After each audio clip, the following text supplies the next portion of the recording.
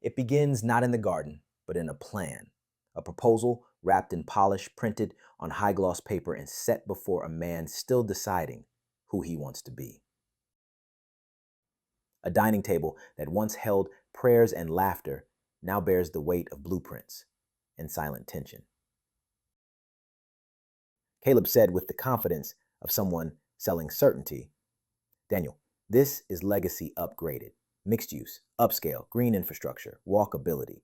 We honor the Whitmore name, but we bring it into this century. Daniel replied, slow and wary. And who exactly are we honoring when the land becomes a brand? Caleb chuckled softly and glanced toward the window. Your daughter out there planting seeds? That's the story. This development, it's just the next chapter for her, for your father, for all of us. Ava said softly as she worked beside Rachel. The soil remembers, Rachel. It knows it was meant to grow, even if the world forgets. Rachel asked gently, tilting her head, but what if someone forgot to water it for a really long time? Like they just didn't know how. Ava smiled, her voice warm. Then the soil waits. It always does. It's patient, just like you. Rachel went quiet, then asked softly, what do you think it remembers? Ava replied, after a pause, pressing her hand to the soil. It remembers your grandfather building that swing. It remembers who cried here when your uncle left. The land doesn't forget the ones who loved it. Elijah said, his voice low and steady, that company doesn't grow things, Daniel. It extracts. It doesn't ask. It announces. Daniel muttered skeptically. They say they'll save the town. They say it's progress.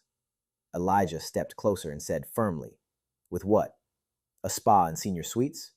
Our children can't inherit a brochure. Daniel didn't answer, but his thoughts followed. I used to think Dad was building something only for himself. Maybe I didn't see the seeds he was leaving behind. Or maybe I was afraid to plant my own. Ava asked, her voice low and serious. Do you feel it? The land. It's breathing again. Daniel blinked, puzzled. What? Ava continued, her eyes scanning the garden. What the land wants, what it misses, and who it remembers. Caleb strolled up casually and said with a promotional tone, looks great out here. Got press coming next week. This place could headline a whole segment. Local revival. Generational uplift. Whitmore name in lights again. Caleb crouched beside Rachel and said playfully, you're the real boss out here, huh? You let me know if any grown-ups mess it up. Benny muttered to Elijah under his breath, he talks like legacy's a PR stunt. Elijah replied, barely glancing up. He doesn't see legacy. He sees leverage.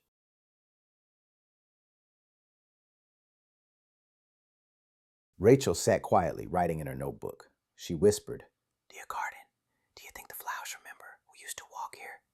I'm planting new ones, so they have someone to wave at again. Ava responded gently, her voice full of memory. They do remember, and so do people, even the ones who say they don't. Linda said, holding the Brookfield pamphlet like it had insulted her. This is how it started last time. The polish, the pitch, the forgetting, and then the foreclosure. Daniel replied calmly, but with a weariness in his tone. Not this time, Mom.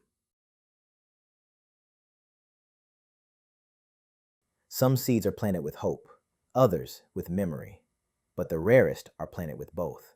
And those, the ones planted in broken ground with trembling hands, those are the ones that rise, even after storms.